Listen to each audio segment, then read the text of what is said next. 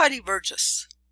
This is the second part of my discussion of large-scale, top-down reconciliation. Looking at the title of this video and the preceding one, the title includes the phrase top-down as well as large-scale. Top-down refers to reconciliation processes that are developed by and are carried out by leaders or the elite, not the grassroots. Aside from problem-solving workshops, which are typically run by scholars and are sort of a hybrid of small-scale, large-scale, and you might say middle-out rather than top-down or bottom-up, most large-scale societal-level reconciliation processes have been top-down as well. Most Truth and Reconciliation Commissions, for instance, were initiated and carried out by leaders of the regime that followed the one that was being investigated. The same is true for war crime tribunals, with the addition, of course, of the International Criminal Court, which is a global body. The degree to which truth commissions bring about, or at least contribute to, reconciliation is mixed, of course, from case to case. According to Eric Brahm, an expert on truth commissions who did his dissertation on that subject while working with us at the Conflict Information Consortium, at the most basic level, he said truth commissions uncover the details of past crimes. In many cases, he wrote in his BI article on truth commissions, they serve to officially acknowledge what many already know about the past. In this difficult time, it is a way for a new government to establish legitimacy by espousing democratic ideals, the rule of law, formal legal equality, and social justice. So, he observes, they help to look forward as well as backwards. However, he cautions, societal reconciliation is an often professed goal of truth commissions, but it is almost always beyond reach, at least for the Truth Commission on its own. This corresponds with Desmond Tutu's and Ibrahim Rasool's statements that we discussed earlier in the semester that the South African TRC was just the beginning of the process. Achieving reconciliation required much more work over a much longer period of time. Unfortunately, that work was never completed in South Africa, and the reconciliation process there has stalled. The same thing has happened in many other countries that have used TRCs. They have been successful to varying degrees, of course, to document past crimes, but the extent to which such documentation leads to changes in future behavior, attitudes, or relationships is much less clear. Indeed, in his dissertation, Brahm studied the degree to which 27 different TRCs accomplished two broad goals: improving human rights in their target countries and improving democratic governance in those countries. Few, he found, were able to do those things on their own. And sometimes they did the opposite, legitimizing new but corrupt, undemocratic regimes, as happened in Uganda and Chad. In other places, such as Zimbabwe, Haiti, Bolivia, and Ecuador, the TRCs were disbanded because they were too critical of the new government. But in other cases, such as the best-known case of South Africa, they did contribute substantially to healing. True, the South African TRC did not bring about reconciliation or peace writ large on its own. But I completely agree with Rasool and Tutu that it made a peaceful transition from apartheid possible. If it hadn't been for the TRC, a much bloodier and perhaps unsuccessful revolution would have been very likely. Large-scale peacebuilding efforts also tend to be top-down, in that they are carried out by large, often foreign governments and NGOs, both of which are generally seen as foreign and elite. Since peacebuilding is often the tool used to bring about reconciliation, large-scale reconciliation is also usually top-down. We've seen that small-scale reconciliation processes don't necessarily scale up well to the societal level. Do processes that are designed to work at full societal level do any better? Again, it's rather hard to say, but traditional, often Western implemented visions of peacebuilding have come under increasing criticism.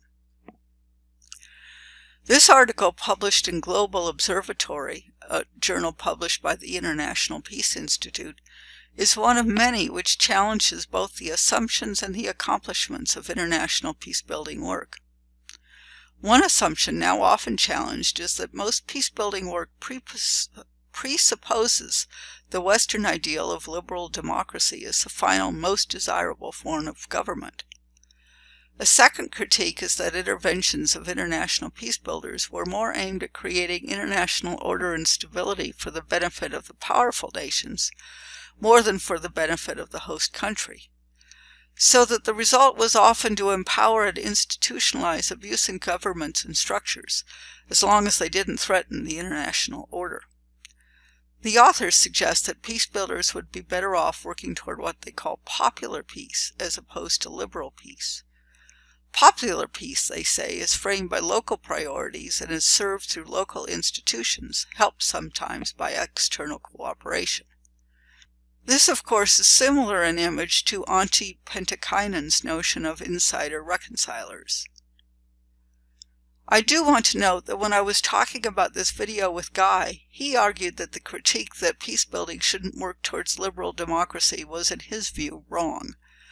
There are two fundamental ways governments and societies can function, he argued. There's the power with model, in which everyone shares power to govern themselves fairly and in ways the majority desire, ideally with minority protections. And there's the power over model, which is some form of autocracy or tyranny. Which is better, he argued, and I agree, is clear.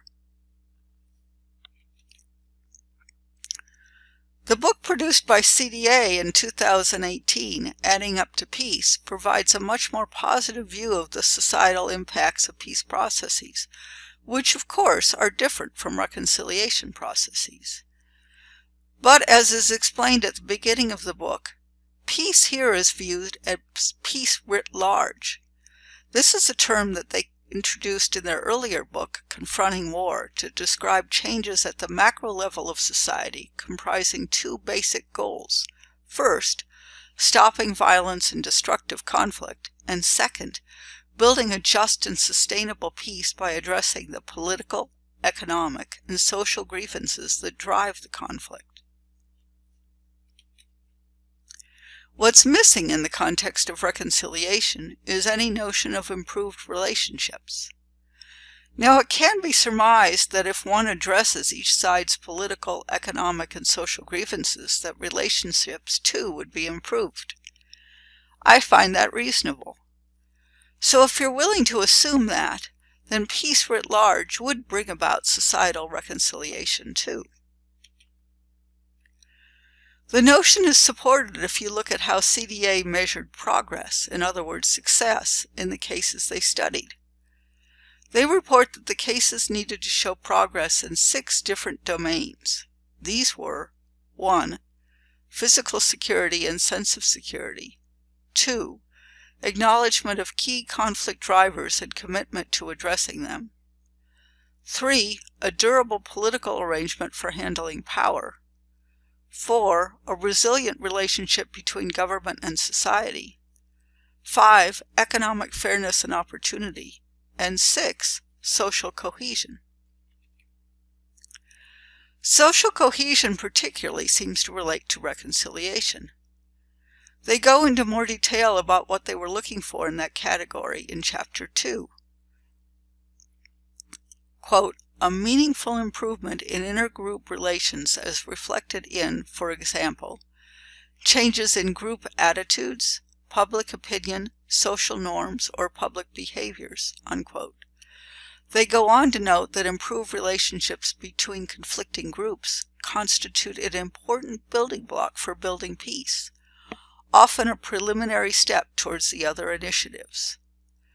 So if you agree with me that these changes reflect steps towards reconciliation, then they too see reconciliation as an early step in the peace-building process, not an ending one, as is commonly assumed. Adding Up to Peace presents what CDA calls factor trees, which are very similar to what I call conflict maps, to show what factors lead toward or away from a particular factor or attribute.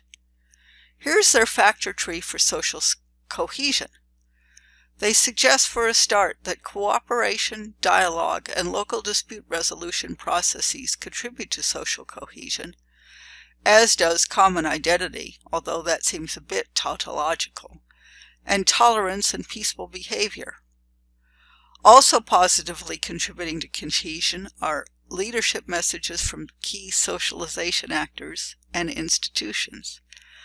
Strangely, they seem to have factors that detract from social cohesion shown in this diagram in the same way as the factors that contribute to it. I'd suggest that fear, anxiety, and distrust across groups should either be relabeled to read reduction of fear, anxiety, and distrust across groups, or alternatively, putting in a dashed arrow between fear, etc., and social cohesion, which is the standard way I show in negative relationships when I'm building a conflict map. Dealing with the past might be changed to dealing effectively with the past and connected to fear, anxiety, and distrust, also with a dotted arrow, suggesting that if one society successfully deals with the past, this will reduce fear, anxiety, and distrust across groups, thereby increasing social cohesion. Or one could, more simply, just recast the fear element as reduction in fear, etc., which would then allow the factor tree to all have solid arrows. The phrase adding up in the title of the book is very important. No one of the elements in their factor trees, and they have other factor trees for each of the 6 elements that they said that were needed in peace writ large, social cohesion being but one, is sufficient in and of itself. All of these factors need to be worked on simultaneously in order to make progress towards peace writ large. This is essentially identical to Guy's and my notion of massively parallel peacebuilding, which I think, at least I hope, I talked about early on in the semester. No one program, no one intervention, or one organization can possibly bring peace or reconciliation at the societal level. They probably can't even do it at the local level, although there they might stand a bit more of a chance. But societal level conflicts are so complex, they involve so many different factors, so many different people and organizations and interests and needs, that it takes a massive complexity-oriented response to be successful. That's the key takeaway from Adding Up to Peace, and it's also a fundamental idea that we're pushing with Beyond Intractability and our Constructive Conflict Initiative. Another approach to large-scale reconciliation that I haven't yet talked about is reaching out through the media to help people learn more accurate information about the other side, learn conflict skills, and to encourage a change in attitudes about the other, the conflict, the future, and possible steps to get there. One of the most notable efforts along this line that I know of is Search for Common Ground's work with radio and TV soap operas teaching conflict skills. This picture is from the filming of The Team in Yemen, a soap opera about football or soccer in the United States. Quoting from an article by Christopher Dickey, typically the team at the center of the story is made up of people from different sides of the ethnic, tribal, religious, or economic fences that divide a society, and they have to learn to work together. The Search for Common Ground shows often have a strong subtext about fighting gender stereotypes as well. The Nepalese version has a woman coach for the men's team. In the DRC, the team is an all-woman squad dealing with the impact of rape, which has been used extensively as a weapon of war in the DRC. Quoting again from Christopher Dickey, in one beautifully crafted scene in the Congo version of the team, a little boy asks his mother, played by somebody whose name I can't pronounce, "What is rape?" Patiently, quietly, she explains, Then he asks her if he was created by rape. She doesn't answer. "Mom," he asks, "do women have to be raped to have a child as beautiful as me?" "Rape is a sin," she tells him, "but you are not a sin." This sort of narrative just does have a subversive effect, says Marx, who was a founder of Search for Common Ground. It can change attitudes. Search is not the only organization that does peace-building, reconciliation-related soap operas. Dickey reports that a number of other NGOs have used this tool, as have local filmmakers. Some of the best, Makutano Junction in Kenya, for instance, and Seoul City in South Africa, originated locally. Now, clearly, all of these soap operas are not designed specifically to bring about reconciliation. But they pave the way. They make the field ripe, as I've said in earlier videos, for reconciliation work. Another form of media working towards or paving the way for reconciliation is peace journalism. Originally promulgated by Johan Galtung, peace journalism has grown to be a globally distributed movement of reporters, academics, and activists who select stories to tell and ways to report them such that they create opportunities for society at large to consider and value nonviolent responses to conflict. Unfortunately, though, the amount of what might be called hate journalism and hate media far, far outweigh the reach of peace and reconciliation journalism and media. And while the right is certainly to blame for a lot of this, the left has its share of culpability too. I was very distressed, for instance, to see the extent to which the New York Times assumes that hate crimes are always committed by whites, and reports it that way, even when other races actually are well represented too. For instance, this article explains that blacks have been committing far more hate crimes against Asians than whites when one corrects for population size. And it points out the attacker in Boulder, from which this picture was taken, was apparently Muslim. At least he had a Muslim name. Thankfully, Boulder being very progressive, there hasn't been any mention of Muslim extremism in response to the Boulder incident. Surprisingly to us, nothing at all locally has been said yet about a motive. And the most recent high-profile attack on Asians, the Atlanta massage parlor killings, really appears to have been much more to do about sex than race. But that's not the way the Times or other left-leaning media have reported it. Far too often their reporting blames whites, driving up the escalation spiral against whites and making whites distrust and even hate the Times and people of color more. Hate journalism and hate-driven and driving social media are one of a number of destructive conflict dynamics that are being carried out by a large group of people, organizations, and even state actors that Guy Burgess has labeled bad faith actors.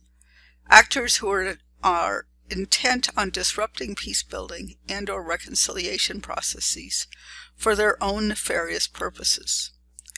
The political science literature refers to such people as spoilers. But Guy, who has been exploring the problem of bad faith actors in depth, argues that they're much more diverse and multifaceted than the spoiler concept usually suggests. That will be the topic of our next video.